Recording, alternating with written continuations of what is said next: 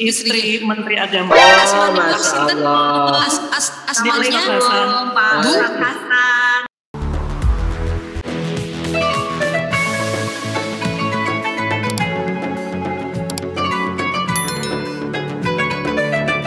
yang hari ini Ustadz Hasan sampun siap menjadi ibu kebanggaan anak. Alhamdulillah Rabbil Alamin. Ya monggo Ustadz, waktu dan tempat waktu dan ini online Zoom-nya kami aturkan. Assalamualaikum warahmatullahi wabarakatuh. Waalaikumsalam warahmatullahi wabarakatuh. Yang kita hormati bersama ibunda kita, Ibu Kade, dan seluruh jamaah pengajian Qonita yang dimuliakan Allah Subhanahu wa taala. Alhamdulillah di kesempatan siang hari ini kita dapat kembali bersilaturahim dan sama-sama kita untuk mengingat ya begitu luar biasanya seorang sosok yang namanya ibu. Tadi udah diberikan prolog oleh ibunda bagaimana ibu ini menjadi punggung ya dari sebuah kehidupan, bahkan kehidupan sebuah bangsa. Karena dari ibulah akan lahir para penerus, para pejuang dan para pemimpin.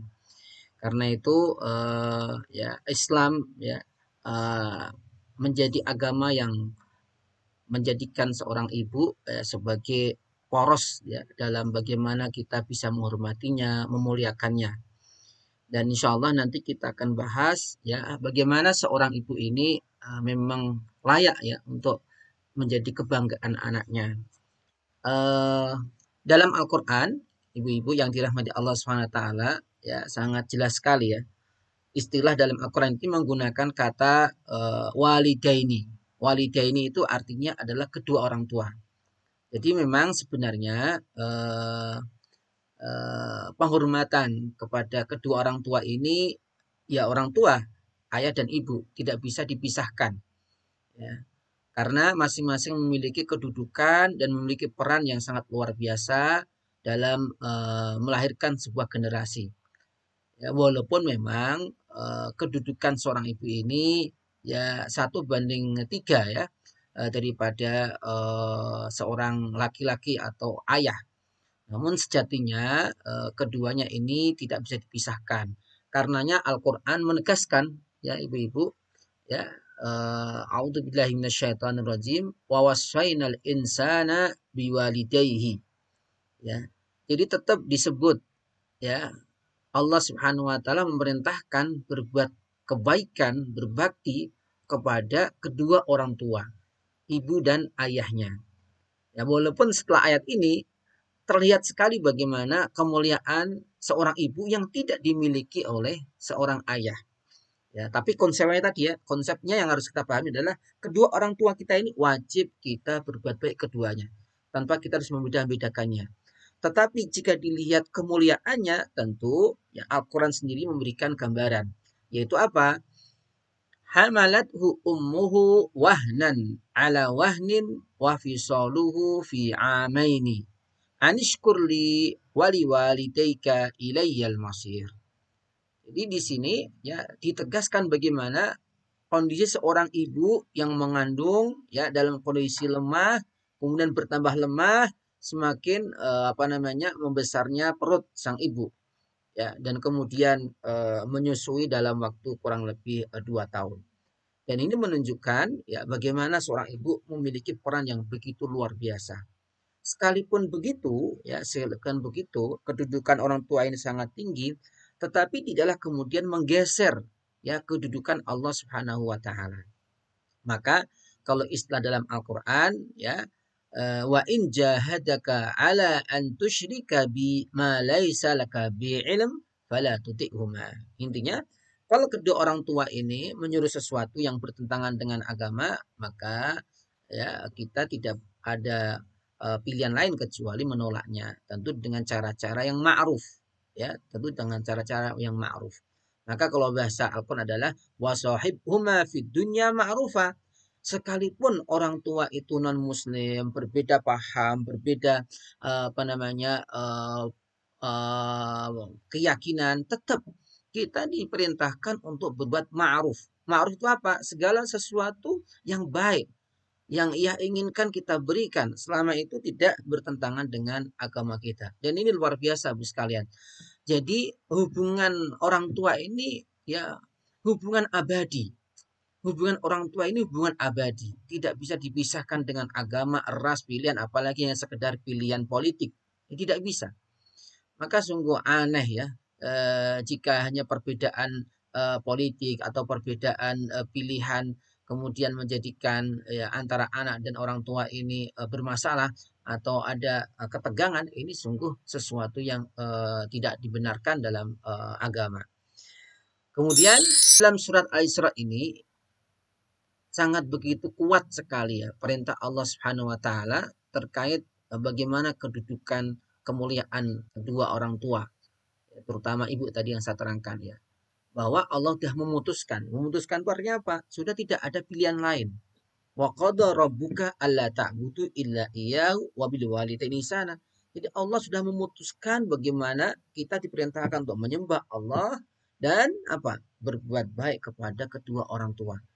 Dan ini sebuah keunikan ya. Bagaimana Allah ya menyandingkan ya antara beribadah kepada Allah dengan berbuat baik kepada kedua orang tua. Jadi begitu tinggi sekali kedudukan orang tua.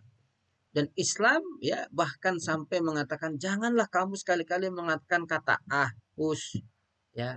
Nah ini kalau ngampun ini ya anak-anak sekarang ini kalau kita perhatikan kan ya memang model komunikasi mereka ini sudah beda dengan kita. Kemudian mereka ini juga cenderung dengan orang tua ya ada sisi baiknya di mana orang tua dengan anak semakin dekat ya sehingga komunikasi itu kadang anak tidak tahu membedakan ini komunikasi dengan orang tua atau dengan temannya.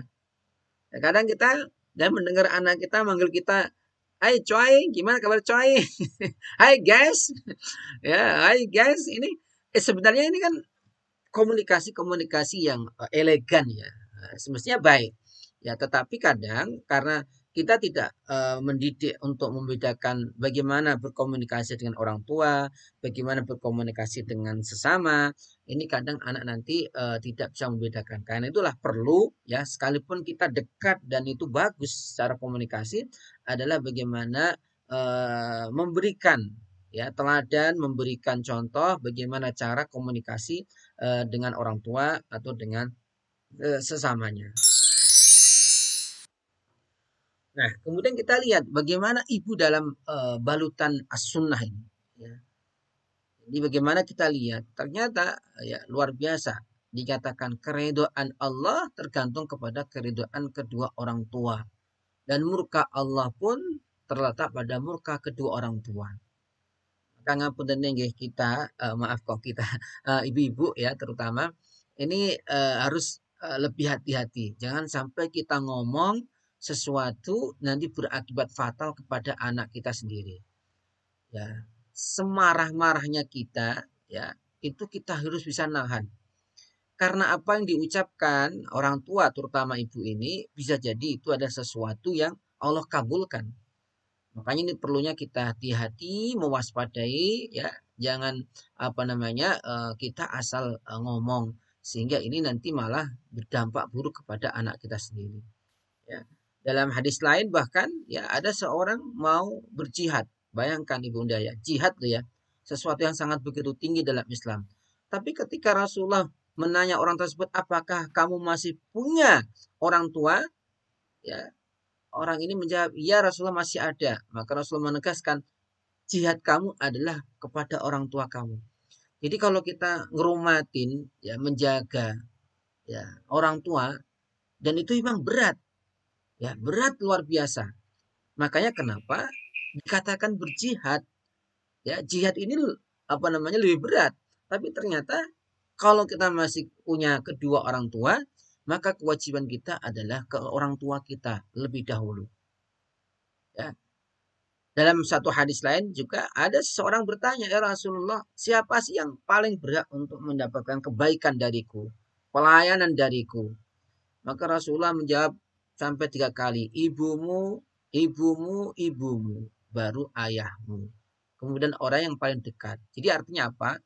Di sini Islam mengajari kita bagaimana melakukan namanya prioritas. Jadi setiap pekerjaan, setiap amal itu ada prioritasnya. Kalau kita bisa melakukan dua-duanya jauh lebih baik. Ya contoh misalkan, ya, kedua orang tua kita belum bisa haji, ya karena memang kondisi ekonomi atau apa. Kemudian kita ada kelebihan harta, ya mana yang didahulukan? Kalau bisa dua-duanya itu jauh lebih baik, ya. Tapi kalau harus memilih, maka kita memilih ibunda dulu yang didahulukan. Ya, bukan berarti kemudian kita meletakkan ya ayah apa namanya lebih rendah, tidak. Tapi ini adalah yang disebut dengan prioritas dalam kita melakukan kebaikan. Sekarang kita akan melihat bagaimana sih supaya kita ini betul-betul menjadi ibu yang dibanggakan, baik di sisi Allah.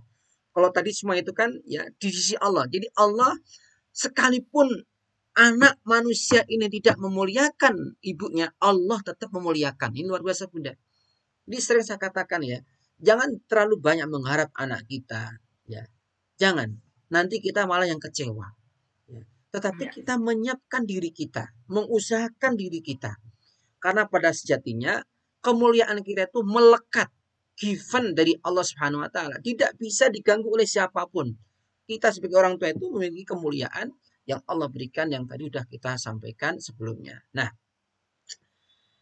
ibu-ibu yang dirahmati Allah Subhanahu wa taala, ya, warisan bagi Allah Azza wa Jalla dari hambanya yang beriman adalah putranya yang beribadah kepada Allah. Jadi ini yang perlu kita siapkan Bunda, menjadi ahli ibadah. Karena apa? Ya, tanaman kita ini kalau dia tumbuh subur itu akan memberikan buah begitu banyak. Nah, sebaik-baik tanaman adalah ketika itu mampu menolong kita ya di depan Allah Subhanahu wa taala. Makanya kenapa ya pendidikan anak ini ya tergantung orang tuanya. Dan sungguh luar biasa ya kalau ibu-ibu ini kan sudah apa namanya melewati masa-masanya, dalam artian anak-anak sekarang ini tantangannya jauh lebih berat. Apalagi sekarang di masa pandemik ya. Mereka sudah nggak ada teman, nggak ada siapa-siapa, hanya main gadget. Temannya ya di gadget itu sekarang ini. Nah, ini juga pastinya akan memberikan dampak kepada perkembangan anak-anaknya. Nah, sejak anak lahir ini, ibu-ibu ya harus diarahkan. Maka kenapa memberikan nama itu termasuk adalah bentuk kita mendidik anak kita. Memberikan nama yang baik-baik. Nggak harus nama Arab Bunda ya, nggak harus nama Arab. Walaupun memang ada hadisnya, sebaik-baik nama adalah Abdullah. Ya, Abdullah dan nama-nama nabi ya. Tetapi yang terpenting adalah nama itu akan menjadi kenangan bagi anak tersebut. Dan nama ini jangan sampai hanya sekedar keren ya, wah keren, tapi nggak tahu artinya apa, maksudnya. Mungkin dulu pernah dengar ya Bunda ya, pesannya Bu Ainun ini. Ya, beliau ini kan luar biasa nih. Ada pesan yang mungkin ini menjadi inspirasi kepada kita semuanya. Beliau mengatakan ya, mengapa saya tidak bekerja? Bukankah saya dokter? Memang. Dan sangat mungkin saya bekerja waktu itu. Namun saya pikir buat apa uang tambahan? Ya, bahasanya buat apa uang tambahan loh ya. Jadi artinya sudah dipenuhi oleh Pak Habibie ya. Dan kepuasan batin yang barangkali cukup banyak itu jika akhirnya diberikan pada seorang perawat pengasuh anak bergaji tinggi dengan resiko kami kehilangan kedekatan pada anak sendiri. Jadi intinya beliau ini apa namanya memilih ya. Memang hidup ini pilihan Bunda. Mana yang bisa kita pilih. Walaupun memang kadang ya dalam hidup ini tidak semudah yang kita sampaikan. Maka pesan saya yang terpenting ini adalah ada kerjasama. Ya, saya sendiri mengalami ya Bunda ya. Kadang istri dia harus ke rumah sakit, sementara saya juga harus pergi.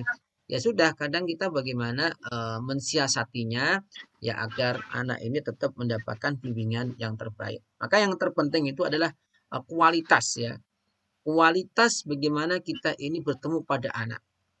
Ya, bukan kuantitasnya. Kadang kita siaran sama anak, tapi kadang kita sibuk masing-masing juga nggak mempengaruhi. Yang terpenting adalah bagaimana kualitas saat kita bertemu ya dengan anak-anak. Bagaimana? Nah, ini caranya ya. bagaimana agar anak bangga dengan ibunya. Yang pertama adalah harus sama-sama bareng-bareng suami istri menjelaskan misi, ya visi sebuah keluarga ini. Penting ini. Sehingga anak ini tahu bahwa arah orang tua saya itu ke sana. Jadi tidak asal sementing jalan, tidak.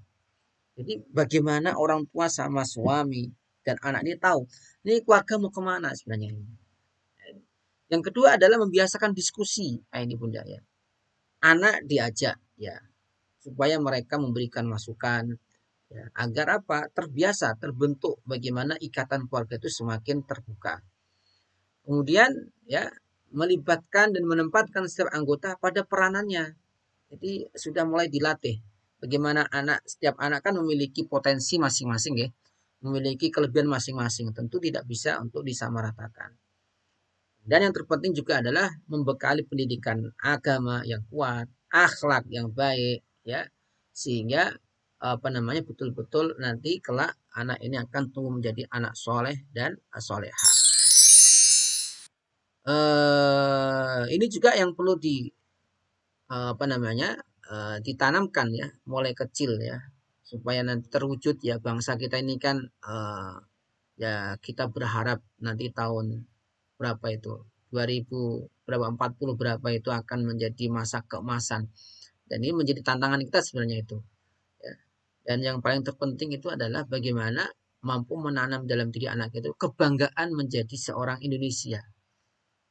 Semoga menjadi suatu manfaat yang besar buat kami semua para ibu-ibu untuk mendidik generasi muda, anak-anak kita yang tadi Ustadz kokoh untuk kokoh imannya, akidahnya, akhlaknya, ekonominya sesuai dengan ayat An-Nisa nomor 9, jangan kau tinggalkan anak-anak keturunan kita dengan anak-anak yang lemah. Monggo dilanjutkan untuk ada tanya jawab, Ustadz mungkin kita batasi tiga orang untuk bertanya. Monggo silakan siapa? Saya. Sebutkan namanya. Saya Umi Nurul. Oh, Mbak Umi Nurul, Mbak Umi Nurul, assalamualaikum. Salam, bermatulah. Sehat semuanya. Monggo silakan, monggo Ustadz dipun respon. Okay. Mau tanya Ustadz, itu kalau orang tuanya beda agama, itu boleh nggak mendoakan anaknya? Orang tua mendoakan anaknya. Orang tua beda agama. Anaknya itu mendoakan boleh apa enggak? Namanya orang tuanya sudah meninggal. Orang tuanya sudah meninggal. Terus anaknya tuh boleh enggak mendoakan, sedangkan anaknya itu kan agamanya otomatis beda dengan orang tuanya. Nah, otomatis kalau mendoakan kan sesuai dengan agamanya anak itu loh. Orang tuanya beda agama itu boleh apa enggak? Baik Ibu. Makasih Ustadz. Assalamualaikum warahmatullahi wabarakatuh. Waalaikumsalam warahmatullahi wabarakatuh. Kasus semacam ini Bunda sudah terjadi sejak Nabi Ibrahim. Nabi Ibrahim itu awalnya ingin mendoakan orang tuanya. Orang tuanya itu kan dia non muslim lah kalau bahasa sekarang ya. Tidak seagama dengan Nabi Ibrahim. Maka kemudian Allah SWT melarang. Jadi kalau mendoakan orang tua dalam arti meminta ampun, ya memasukkan surga, tentu ini termasuk yang dilarang. Kenapa? Logikanya, lawang beda Tuhan. Ya kan? Beda Tuhan gimana? Ya, ini yang harus kita paham. Channelnya beda ya Ustaz? Channelnya beda. Walaupun tetap Islam memerintahkan kita berbuat baik selama hidupnya. Ya, selama hidupnya kita berbuat baik diperintahkan. Itu Bunda. Terima kasih Ustaz. Mungkin tadi dari Ustadz Hasan, ridho Allah, ridho orang tua, murka Allah, murka orang tua. Kemudian diharapkan kita sebagai orang tua mendidik anak-anak dari sisi duniawi dan sisi ukhrawinya seimbang, dan sisi duniawinya itu adalah sesuatu langkah untuk ke sisi ukhrawinya ya Ustadz ya. Saya sedang bersama dengan istri Menteri Agama. Oh ya. Mungkin beliau bisa ikut menyapa. Iya baik, Mbak Febri, ya selamat bergabung. Monggo. Monggo Ibu. Ya, Ibunda dari Menteri Agama, Iya, istri Menteri Agama. Oh, Masya Allah. Asmanya Pak Bu Hasan. Ibu. Saya sehat ibu-ibu ya dari Konita, pengajian Konita. Gimana Ibu? Pesan untuk perempuan. Pesan untuk perempuan. Sebelumnya aku megangin sendiri aja dulu biar ini. Nyon sewu ini sambil jalan soalnya. Siap, Ibu-ibu anggota pengajian Konita, saya mengucapkan selamat menjalankan ibadah di bulan Ramadan. Amin. Baik ibadah puasa maupun ibadah-ibadah lain. Semoga apa yang amalan-amalan baik ini yang kita lakukan ini mendapat ridho dari Allah Subhanahu wa taala. Termasuk pengajian yang sedang Ibu lakukan bersama Ustadz Hasan. Amin. Amin. Ya rabbal alamin. Dan sekalian juga mumpung bulannya baik, saya juga mohon doa dari ibu-ibu pengajian semua atas amanah yang diberikan kepada suami. Mohon doa semoga bisa Pak Ustadz juga terutama mohon didoakan semoga kami bisa amanah, bisa bertanggung jawab, bisa melakukannya dengan baik dan paling penting selamat lahir batin sampai amin dalam lindungan Allah. Ya amin. Saya pun doakan semoga ibu-ibu dan Ustadz Hasan juga di dalam perlindungan Allah selalu sehat. Tapi harus tetap bersemangat walaupun kondisinya memang pandemi tidak bisa bersilaturahmi secara luring, tapi kegiatannya alhamdulillah secara daring pun juga tetap dilakukan gitu. Mohon doanya ya Ustadz. Sami-sami Bunda, insyaallah barokah lancar semuanya. Alhamdulillah, amin pangestunipun. Begitu Ibu ya, saya kembali ke Ibu ya. Terima kasih Bu. Waalaikumsalam warahmatullahi wabarakatuh. Pemirsa LKTV, jangan lupa subscribe, share, like,